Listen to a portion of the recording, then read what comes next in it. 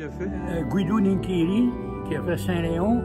Il a fait lui-même les fresques au plafond. Et également Sainte-Amélie à Bécomo, qui est maintenant un musée. L'église a fermé et les gens de Bécomo se sont cotisés pour acheter l'église et en faire un musée. Et ils ont eu une subvention provinciale.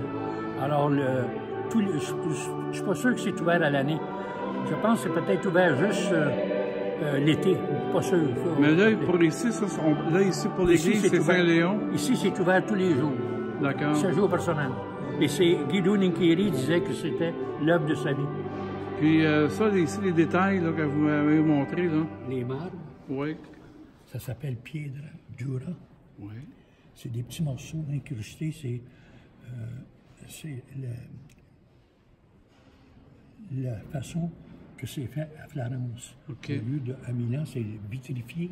Okay. À Florence, c'est de la pierre dure, du marbre. Pierre dure. Puis au plafond, c'est la même chose? De la fresco. De la fresco. C'est de la peinture posée sur du plâtre qui n'est pas encore sèche. Qui est encore humide. La peinture rentre dans le plâtre. D'accord.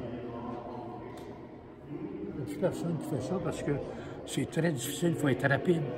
On ne peut pas faire d'erreur. On ne peut pas effacer. Ah ben, merci infiniment, Pierre.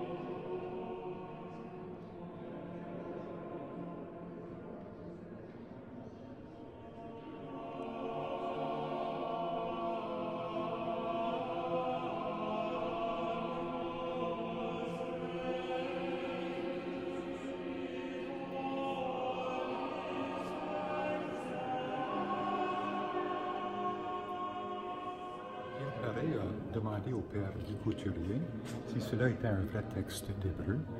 Et puis le père Couturier a dit oui. Cela est tiré du livre de Daniel, le 9e chapitre, 24e verset. Alors on peut aller regarder ça.